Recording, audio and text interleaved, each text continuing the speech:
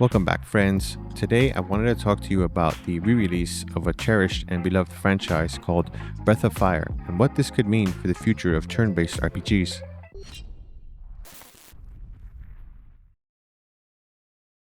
So recently, GOG revived a long-dormant JRPG series known as Breath of Fire. Breath of Fire is an RPG series developed by Capcom, and in total, there were 5 entries in the series. Now, the original Breath of Fire 1 and 2, I believe, were both for the Super Nintendo Entertainment System, or SNES if you knew it back then, and then the sequels 3 through 5 were PlayStation games. And this series was unique in that its story revolved around dragons in multiple different forms, and although they didn't tie directly into each other, they retained very many of the same characters throughout the series. When I was younger, I was a big fan of this RPG series. Although I never had the chance to finish Part 1 and Part 2, I did play through Part 3 until the end, as well as Part 4. Part 3 and Part 4 were my 2 favorite games of the franchise, and I wasn't really a fan of Part 5 because it sort of took away the classic turn-based RPG system that the series had and turned it into more of a roguelike. But it doesn't mean I didn't like it entirely, but I didn't prefer it over the others. Nowadays, you don't hear that much about very many famous JRPG series like we used to in the past, and I think a lot of people are wanting this, and I think for that reason, GOG put out a sort of system that allows people to choose and decide which old school games they want re-released on the platform, and looks like Breath of Fire 4 was one of the winners. Now, for those of you who don't know what GOG is, GOG stands for Good Old Games, and it's essentially another digital games platform similar to Steam that is on PC. And now, one of the benefits of having GOG and having games on GOG is that they are DRM free, and essentially what that means is, for example, if you bought a bunch of games on Steam and tomorrow your account gets locked, blocked, or canceled for whatever reason, you lose pretty much everything you have on your Steam account, which is not very good. But with GOG, you do have the ability to download the games in their fullness onto a hard drive, and you'll be able to download that onto your computer and play that without any type of connectivity to the internet at all.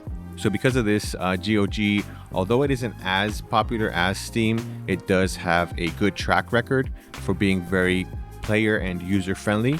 And for those of us who are very adamant about conserving and saving old titles, GOG is probably the best platform to be on for that. And GOG has released a couple of older games as well. For those of you who have never played Dino Crisis, it is in a similar vein to that of Resident Evil, in that it is a survival horror style game series, and that pretty much, we hadn't heard anything about that game series for a while. And again, since GOG put out that new system where people can vote on some of the older titles that they want to make a comeback, they were able to re-release the Dino Crisis series, as well as a couple of other older titles as well. So back to Breath of Fire. The Breath of Fire series revolves around the main character protagonist called Ryu, typically called the same name throughout the game series, and he is essentially a dragon.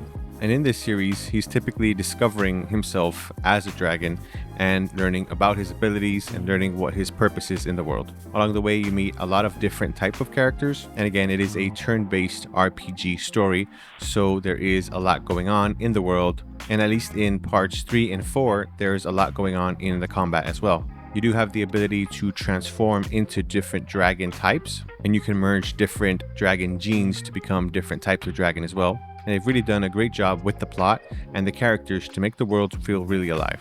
And not just that, but the games themselves had a very colorful and attractive pixel art style that really brought the designs to life. Considering there were so many players who really pushed to have Breath of Fire 4 return, I think it's a good sign and a little bit hopeful for the future. Now again, this series for Breath of Fire has been dormant for a while in that Capcom has sort of sidelined it without any news of an upcoming game or re-releases on any platforms. But myself and a lot of other players who were very passionate about the game, we banded together and we created a space where we could all come together and pool our support. And thankfully, it had a positive end. Now, that doesn't mean it ends here. We're still pushing to hopefully have Capcom look back into the series and maybe hopefully release something of a collection in the future. I think at some point, video game companies and video game developers decided that turn-based RPGs just weren't that interesting to players anymore. And so they spent a lot of time putting that effort and energy into action-based games, which isn't terrible because I really do enjoy action RPGs as well, don't get me wrong. But I think they underestimated the value that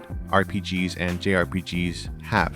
And because of that, we've seen a lot less of them in the recent gaming scene than we had in the past. And I think with the success of a lot of these turn-based RPGs like Baldur's Gate 3 and even Expedition 33, I think they might start changing their mind. And I think this is a great time for us to really push forward and support the RPGs that we really like, no matter how old they are. If Breath of Fire 4 can make a comeback like this, then any one of your favorite RPGs from the past can also do the same. It's tough for them to gauge interest in these type of games if they don't hear feedback from us. So I think the best thing to do is to let your voices be heard, share your posts on social media, wherever you can, let them know that you're still interested in these type of games and you want more of them.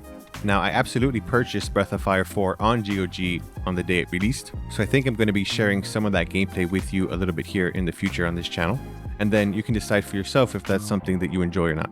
But if you are an RPG fan, please look into Breath of Fire series and give it a shot. After all, look what they did with the Final Fantasy series. I think they remastered pretty much all of the older pixel version of the games, and they're still remastering more of them now as we speak. Never underestimate a good turn-based RPG series. So what about you? What old school turn-based RPG would you like to see re-released or remastered?